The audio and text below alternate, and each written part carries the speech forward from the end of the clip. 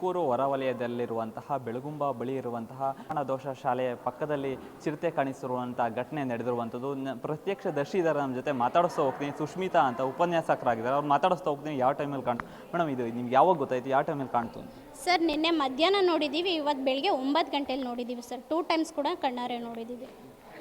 Madam, ಇದು ಯಾವಾಗ ನೀವು ಮಾತ್ರ ನೋಡಿದ್ರ, ಮಕ್ಕಳು ಕೂಡ ಇದ್ರ ನಿಮ್ಮ ಜೊತೆ ಅನ್ನೋದಾದ್ರೆ? ಸರ್ ನಿನ್ನೆ ನೋಡಿದಂಥ ಸಂದರ್ಭದಲ್ಲಿ ಇಬ್ಬರು ಹುಡುಗಿರು ನನ್ನ ಜೊತೆಲಿದ್ರು ಮಕ್ಕಳು, ಮತ್ತು ಇನ್ನೊಬ್ಬರು ಆಂಟಿ ಸಹ ಇದ್ದರು. ಇವತ್ತು ಬೆಳಿಗ್ಗೆ ನೋಡಿದಂಥ ಸಂದರ್ಭದಲ್ಲಿ ಒಬ್ಬ ಸ್ಟೂಡೆಂಟ್ ಇದ್ದ, ಹುಡುಗ ಇದ್ದ ಇವತ್ತು, ಮತ್ತು ಆಂಟಿ ಮಗಳಿದ್ರು, ನಾವಿದ್ವಿ. ಇದಕ್ಕೆ ಮುಂಚೆ ಯಾರು ನೋಡಿದ್ರ? ಹೌದು ಸರ್, ಇದಕ್ಕಿಂತ ಮುಂಚೆ ನಾವು 7 ಟೈಮ್ಸ್ ನೋಡಿದ್ದೀವಿ. 7 ಟೈಮ್ಸ್ ನೋಡಿದಾಗ ಒಂದು 2 ಟೈಮ್ಸ್ ಬೋನ್ ಕೂಡ ಇಡಿಸಿದ್ದೀವಿ. ಆದರೆ ಬೋನ್ ಇಡಿಸಿದಂಥ ಸಂದರ್ಭದಲ್ಲಿ ಅದು ಬಿದ್ದಿಲ್ಲ ಸರ್. ಅಧಿಕಾರಿಗಳೇನಾರು ಭೇಟಿ ನೀಡಿದ್ರ? ಏನಂದ್ರು ಮೇಡಮ್, ಅಧಿಕಾರಿಗಳ ಸ್ಥಳಕ್ಕೆ ಬಂದಿದ್ರ ಅಂತ? ಹೌದು ಸರ್, ಇವತ್ತು ಬಂದು ಹೆಜ್ಜೆ ಗುರುತನ್ನೆಲ್ಲ ನೋಡಿ ಹೌದು ಬಂದಿದೆ ಅನ್ನೋದು ಸತ್ಯ ಅಂತ ಅವರು ವಿಮರ್ಶೆ ಮಾಡಿ ಇವತ್ತು ಕೂಡ ಬೋನ್ ಇಡೋದಕ್ಕೆ ವ್ಯವಸ್ಥೆ ಮಾಡ್ತಿದ್ದಾರೆ ಸರ್. ಮುಂಜಾಗ್ರತಾ ಕ್ರಮವಾಗಿ ಏನಾರು ಕ್ರಮ ತಗೊಂತಾರ? ಇದು ಭರವಸೆ ಇದೆಯಾ ಮೇಡಮ್? ಈಗ ಸಾಕಷ್ಟು ದಿನಗಳಿಂದ ಇದೇ ಸಮಸ್ಯೆ ಆಗ್ತಾ ಇರುವಂಥದ್ದು ಈ ಜಾಗದಲ್ಲಿ. ಏನಾರ ಮಕ್ಕಳೇನಂತಾರೆ ಇದ್ರ ಬಗ್ಗೆ?